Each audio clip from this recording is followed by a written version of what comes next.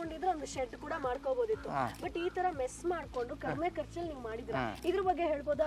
ಈಗ ಹೆಂಗ್ ಪ್ಲಾನ್ ಮಾಡಿ? ಈಗ ಜನ ಏನು ಮಾಡ್ತಾರೆ ಅಂದರೆ ಮೇಕೆ ಸಾಕಾದ್ರೆ ಕಸ ಗುಡ್ಸೋಕ್ಕಾಗಲ್ಲ, ಏನೋ ಮಾಡಬೇಕು ಎಂತೋ ಮಾಡಬೇಕು, ನಾವು ದೊಡ್ಡದಾಗಿ ಮಾಡಬೇಕು ಅಂತ ಹೇಳ್ತಾರೆ.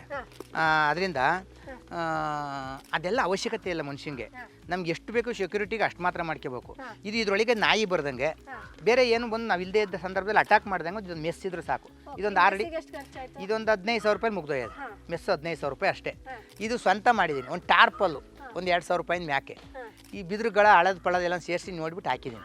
ಮಳೆ ಬಂದಾಗ ಜರ್ಲಿನ ಕೆಳಗೆ ನೀರು ಬಿದ್ದು ಪಾಸ್ ಆಯ್ತದೆ, ಆ ರೆಡಿ ಹೋಗಿ ನಿಂತ್ಕೊತವೆ. ಬಿಸಿಲು ಸ್ವಲ್ಪ ಎತ್ತರ ಮಾಡಿದಿರ ಯಾಕೆ ಅಂತಂದರೆ ಯಾವಾಗಲೂ ಮೇಕೆ ಹೈಟಾದ ಜಾಗನ ಪಾವ ಇಷ್ಟಪಡ್ತದೆ ಒಂಚೂರು. ಯಾವಾಗಲೂ ಮಳೆ ಬಂದಾಗ ಶೀತ ಜಾಗ ಆದಾಗ, ಈಗ ನೀವು ಹೇಳಿದ್ರಿ ಶೀತಕ್ಕೆ ಏನಾದ್ರು ತೊಂದರೆ ಆಯ್ತದ ಅಂತ ಕೇಳಿದ್ರಿ, ಮಳೆ ಆದಾಗ ನೀರೆಲ್ಲ ಇದ್ದಾಗ ಇಲ್ಲಿ ತ್ಯಾವ ಜಿಜಿಗ್ ಅಂತದೆ. ಆ ಹೈಟ್ ಆಗಿರೋ ದೇಹಕ್ಕೆ ಹೋಗಿ ನಿಂತ್ಕೊತದೆ. ಮೇಕೆ ಯಾವಾಗಲೂ ಕಲ್ಲು ಮೇಲೆ, ಅಟ್ನೆ ಮೇಲೆ, ಕಲ್ಲಿದ್ರ ಮೇಲೆ 4 ಕಾಲನ್ನು ಒಂತಾಗ ಹಾಕೊಂಡು ನಿಂತ್ಕೊತದೆ. ಎಂಥ ಹೈಟಾದ ಪ್ರದೇಶಕ್ಕೂ ಬೇಕಾರೆ ಅದಕ್ಕೆ ಅದಕ್ಕೊಂದು ಶಕ್ತಿ ಇದೆ. ಅದಕ್ಕೆ ಅದು ಎಲ್ಲ ಅದ್ರೊಳಗೆ ಸುರಿತೀವಿ, ವೇಸ್ಟ್ ಮಾಡಲ್ಲ. ನಾವು ಕತ್ತರಿಸಿದೆಲ್ಲ ನಾವು ಸುರಿತೀವಿ, ಅದ್ರೊಳಗಡೆ ಎಲ್ಲ ತಲೆ ಹಾಕೊಂಡು ಸುತ್ತ ತಿಂತೇವೆ. ಈಗ ಇಷ್ಟು 100 ಹಾಕ್ಬೋದು.